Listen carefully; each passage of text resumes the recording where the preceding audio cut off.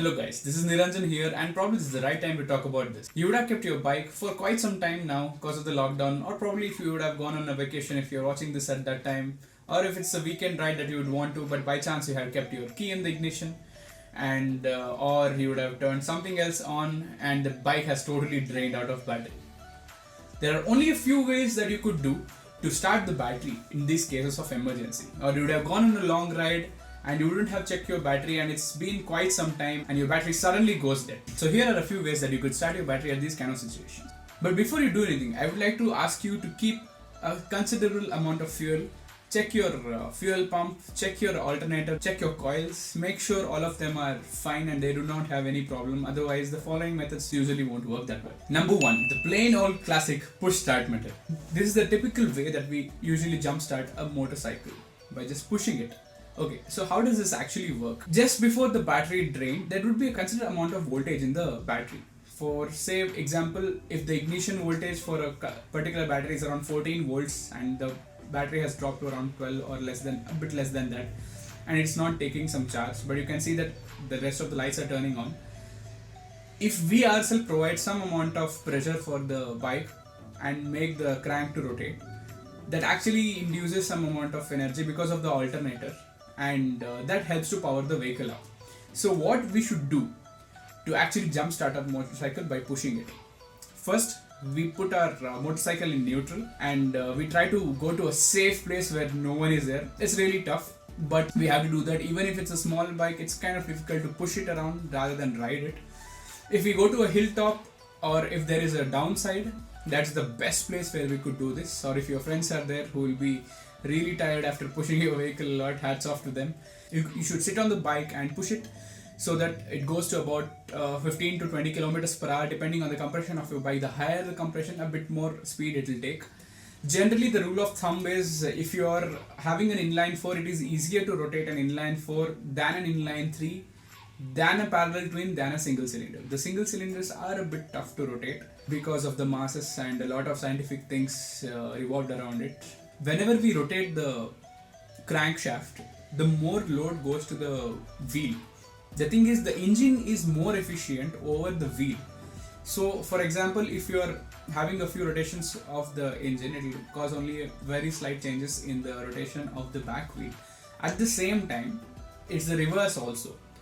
The thing is, with most modern superbikes or even the modern bikes, a lot of power goes through the crank, and at the wheel, it loses a lot of traction. So what we should do, we should always be sitting up on the bike a bit back because we need more traction on the bike. Otherwise, when we just hit the second gear and just dump the clutch, it will cause a lot of slip.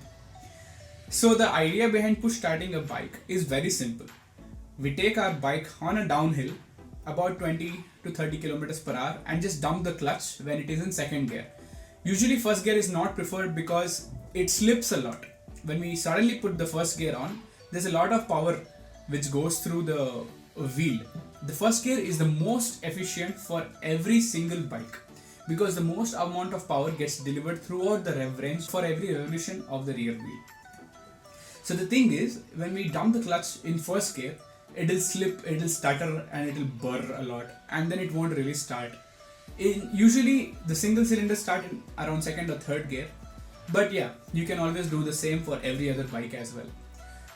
Push the bike, downhill, dump the clutch, second gear or third gear, and it should start immediately. Also, another thing to remember while we are doing this is not to feather the clutch and leave it slowly, because when we slowly release the clutch, it allows the oil to flow between the clutch plates and it causes it to slip. It won't really jerk and put all the power into the rear wheel.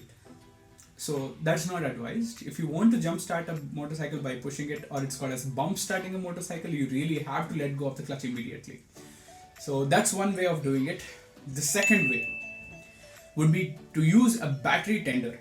A battery tender comes in the form of a small battery pack and which you could actually use and attach to the battery of your bike and let it charge for around 4 or 5 hours or more, and then it will become charged normally and you could go and start the bike. Number 3 would be to jump start a motorcycle by using a car. Now this is one of the most useful methods you could do if you have a car lying around or if you have a a car battery with you, because the car battery has way more capacity than the bike's battery. Plus also the amount of voltage it has, it's way more, so it charges very fast as well, and the current on it is very high.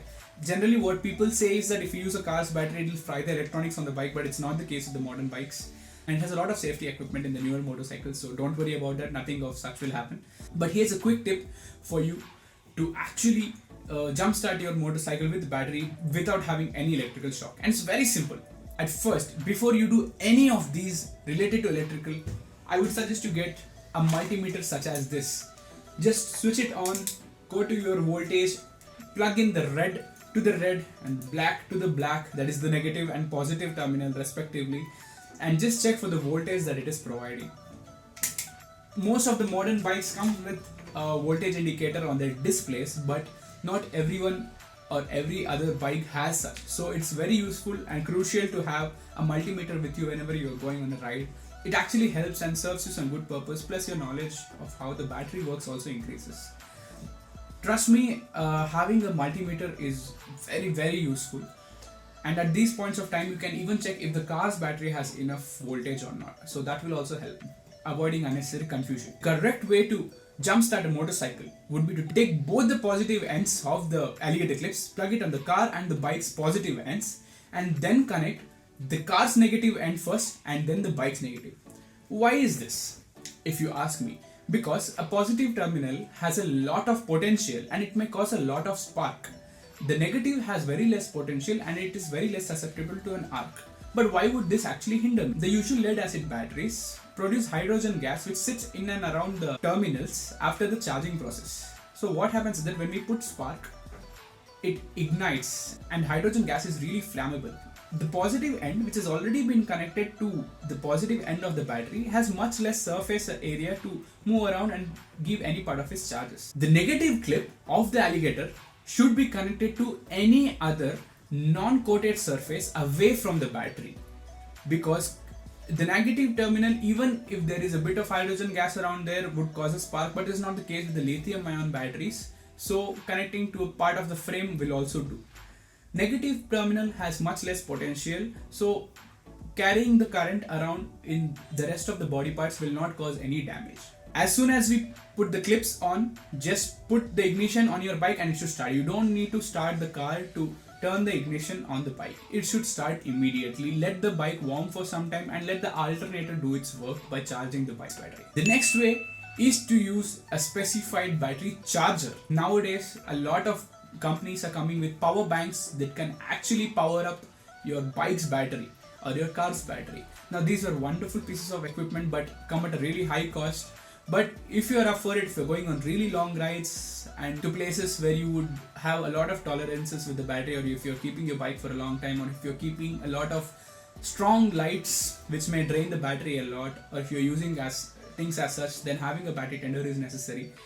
A battery bank to be exact. It also comes with positive and negative terminals which you could plug into the battery terminals and power up the bike. It will take some time for it to charge, but then this is also a very good method of starting your battery. And the final way of charging your battery is to contact your authorized service center to call in for a battery backup. They'll come and help it for you if you don't want to take all the risks that I'm telling you. But trust me, if you are a purist or if you love motorcycles just for the love of it, try them sometime and you will definitely love it. So guys, if you have any suggestions or if I made any mistakes, don't hesitate to comment down in the section below what do you feel, and if you have any suggestions, if you want me to make any more videos as such, please do tell me. We can't wait for the lockdown to get over and start making more reviews and more DIY and tutorials. And do follow me on Instagram. I'm running a huge giveaway at the moment, so if you want, I'll put the links in the description below, and here's my Instagram channel.